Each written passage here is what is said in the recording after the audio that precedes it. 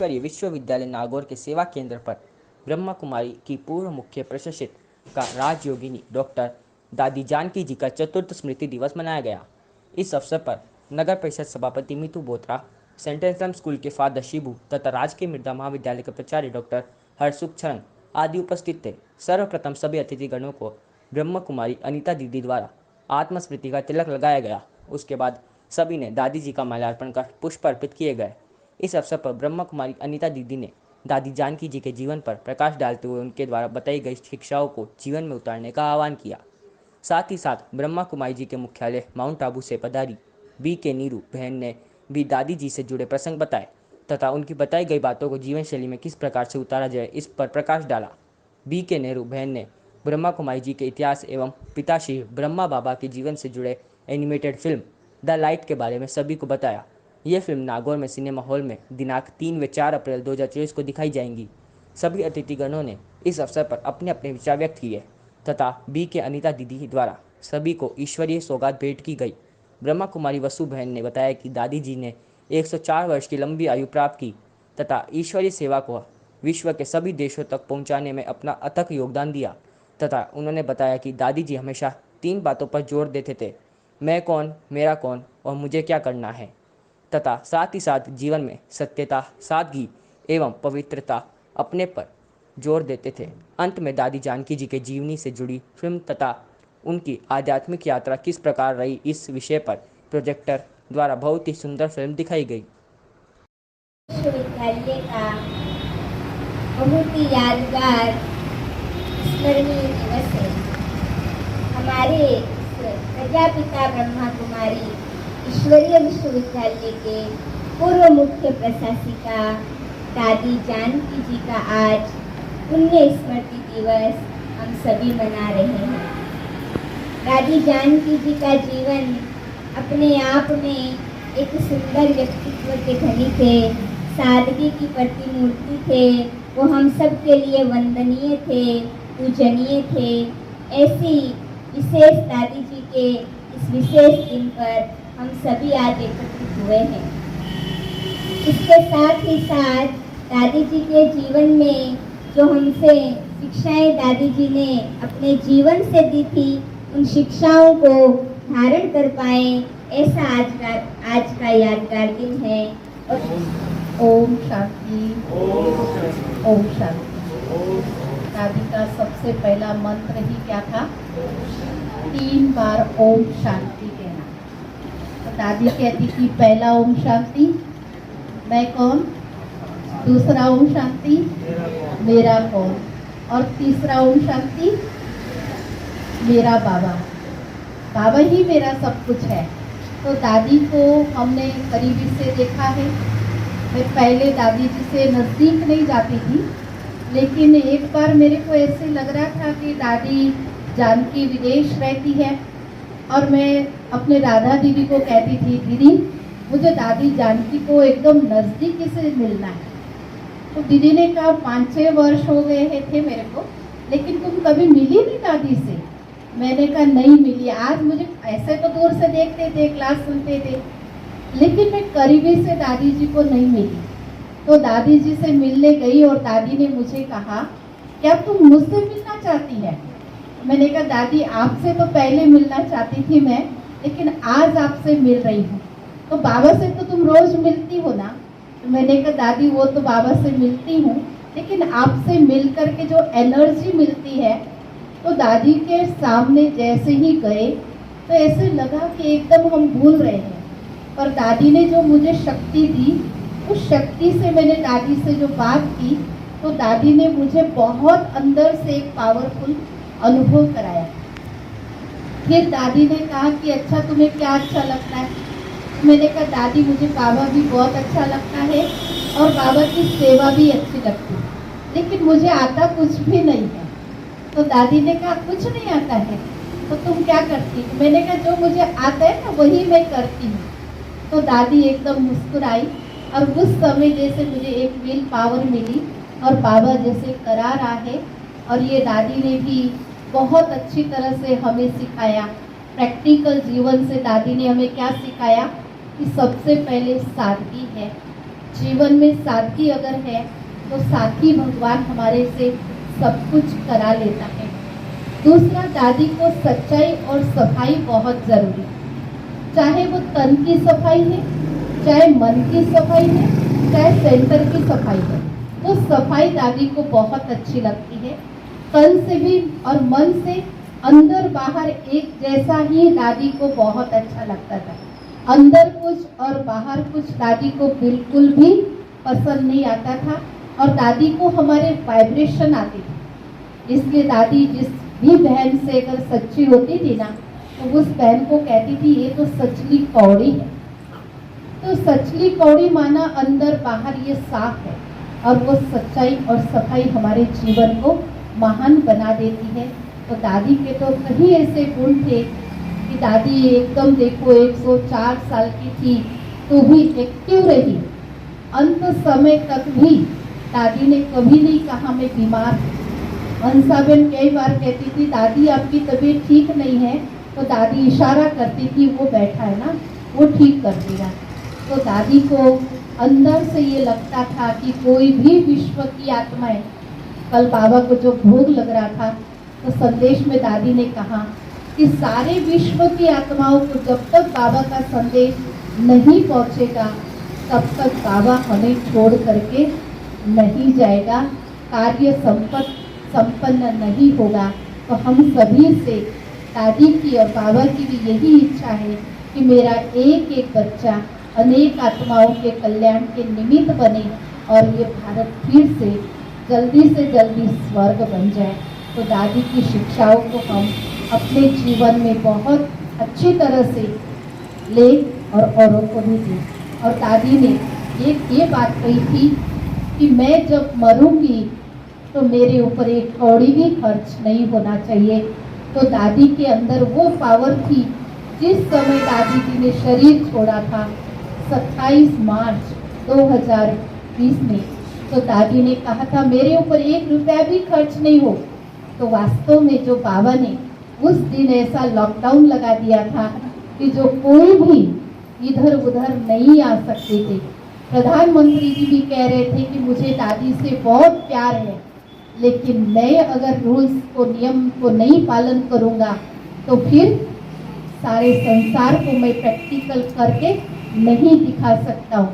तो इसलिए दादी से प्यार था, लेकिन दादी ने किसी को भी अपने ऊपर खर्च नहीं। तो उस समय लाखों भाई बहनें विदेश से भी पहुँच सकते थे और इंडिया तो पूरा ही पहुँच जाता, लेकिन बाबा को पता था कि बच्ची के पीछे कौड़ी भी खर्चा नहीं करना है।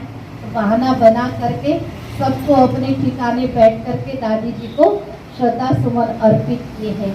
तो आज ऐसी हमारी प्यारी दादी जानकी जी, जान से भी प्यारी, ऐसी प्यारी दादी को हम अपने दिल के सुपुष्प अर्पित करेंगे और अपने मन के विचार भी व्यक्त दादी के सामने करेंगे और दादी को सच्ची श्रद्धांजलि अर्पित करेंगे। ओम शांति। तो आज दादी का विशेष दिन है। वैसे तो दादी हम सबके आसपास ही है। तो दादी के जीवन से आप कौन सी बात आज सीखेंगे, कौन सी बात आज धारण करेंगे?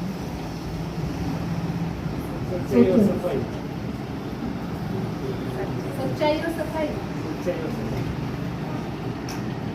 सभी बताइए कौन कौन धारण करेगा अपने अंदर दादी जी की जो विशेषता है। वैसे तो दादी तो पूरी परफेक्ट है, आप सब भी परफेक्ट हैं, लेकिन हमें अपने आप की चेकिंग करनी है कि अभी तक मेरे अंदर कौन सी बातें हैं जो मैं अभी तक लेकर के बैठा हूँ, वो हमें आज सोचना है। किसी को गुस्सा आता है, कोई बात पे बिगड़ जाते हैं, किसी को फीलिंग आ जाती है। तो आज हम एक पक्का वादा करेंगे खुद से कि आज के बाद मैं गुस्सा नहीं करूँगा या मैं फीलिंग में नहीं आऊँगा। जब हमारा दृढ़ निश्चय होगा तभी हम उसको पूरा कर पाएंगे। जितने भी महापुरुषों के बारे में हम सुनते हैं या देखते हैं तो हमें उनसे सीखना चाहिए। एक होता है कि ऊपर ऊपर की बातें, चलो आज दादी का दिन है, दादी इतनी महान थी, ये वो बहुत सारी बातें होती है, लेकिन हम क्या कर रहे हैं? दादी तो है और वो करके चले गए, मेन तो हमारा अपना है ना। हम क्या सीख रहे हैं? दादी को पढ़ाने वाला भी एक ही बाबा है, और हमको पढ़ाने वाला भी बाबा है, और दीदियों को पढ़ाने वाला भी बाबा है। सबका टीचर तो एक ही है, लेकिन धारणा सबकी नंबरवार है। और हम कौन से नंबर में है? सब नंबर 1 ही है। नंबर भी चलो एक ड्रामा में आ जाता है, हमें उससे भी ऊपर जाना है, नंबरों से भी ऊपर। तो दादी की जो विशेष एक क्वालिटी है, वो अपने आप को आत्मा समझना। अच्छा, आप सब अपने आप को आत्मिक रूप में कैसे देखते हो?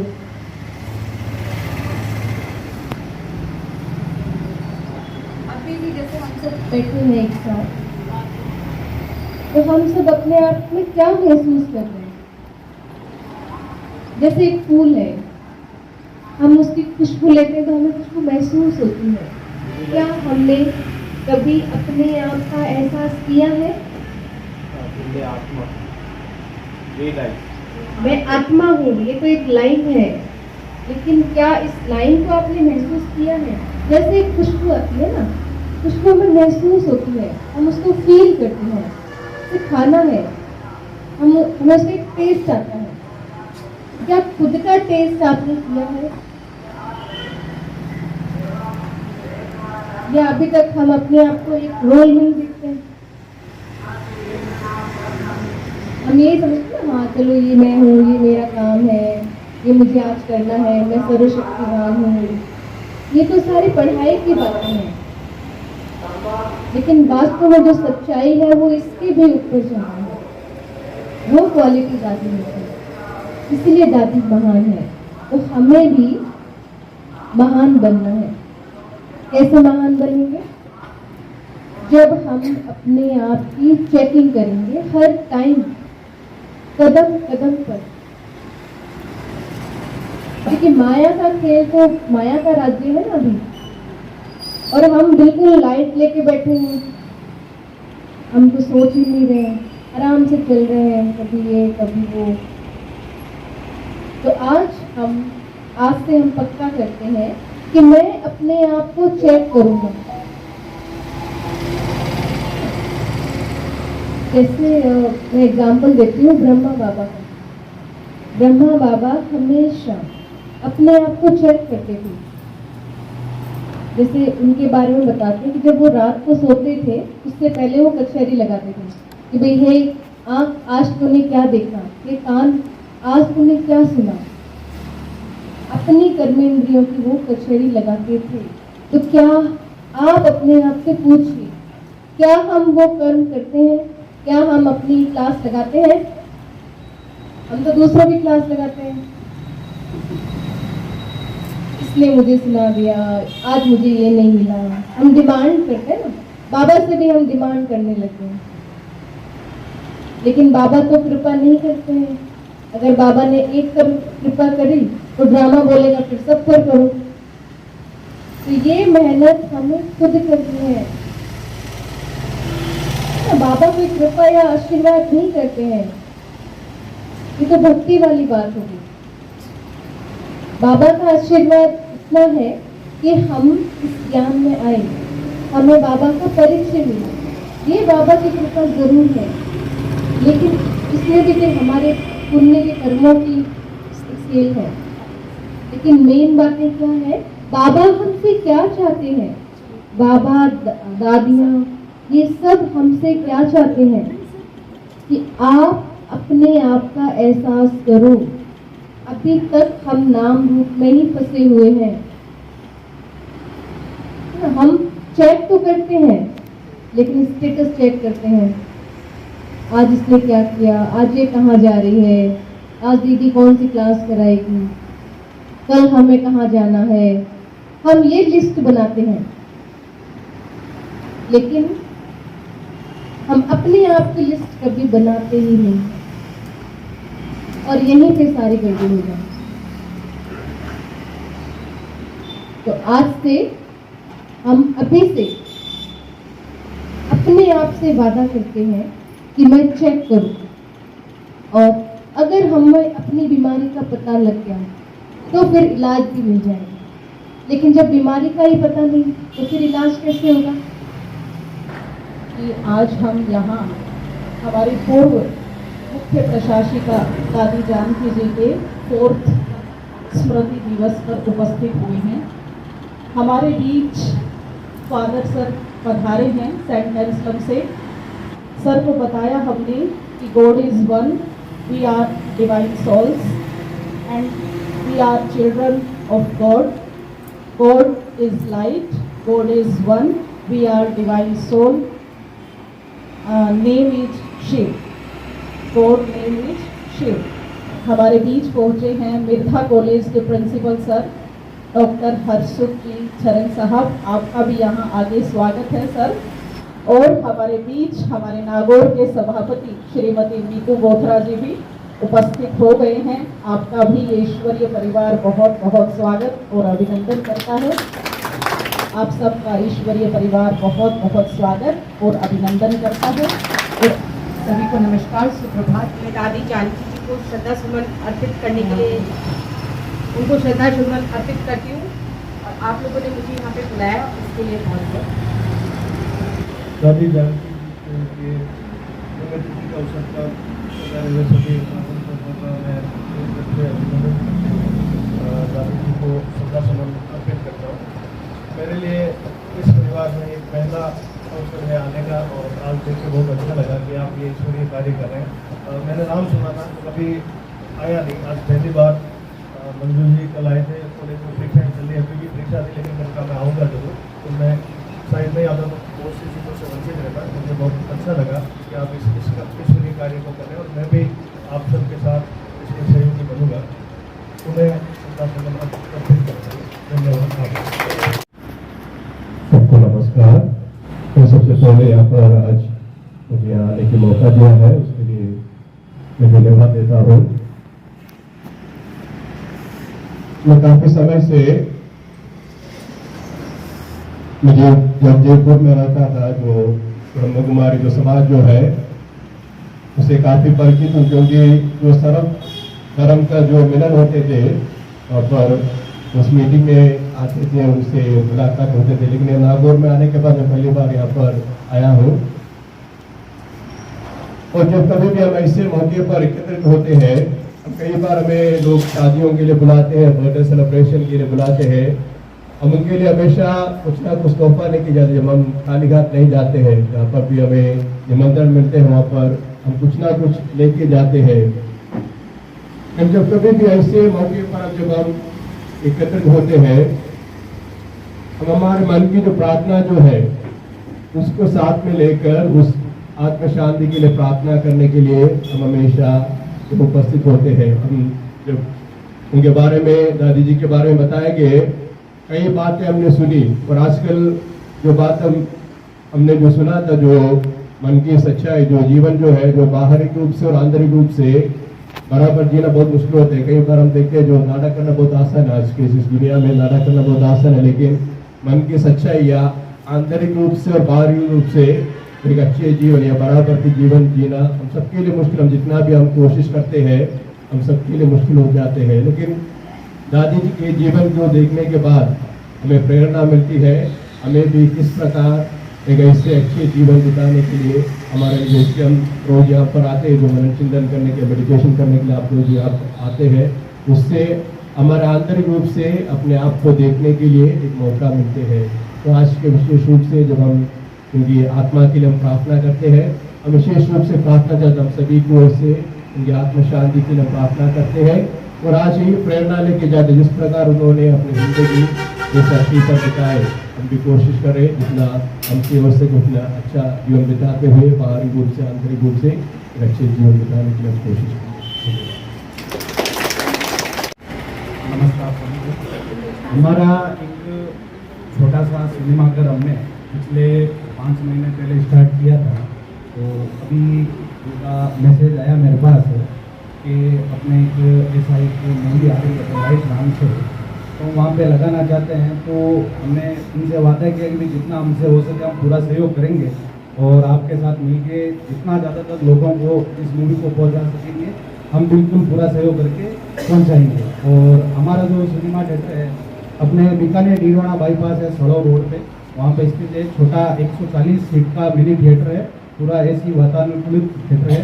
और आप सभी एक बार आएंगे तो आप सबको महसूस होगा कि नागौर में एक नई चीज़ आई है और नया थिएटर है। तो हमारी तरफ से भी आग्रह रहेगा और यहाँ से तो आग्रह आप कर ही रहे हैं काफ़ी दिनों से, तो मेरी तरफ से भी एक आग्रह है कि आप सभी पधारें और वहाँ का एक्सपीरियंस लें और हमें भी कुछ क्या मतलब बातें बता के जाए थिएटर के बारे में। तो आप सबसे आवेदन है, निवेदन है कि वहाँ पे एक बार जरूर पधारें।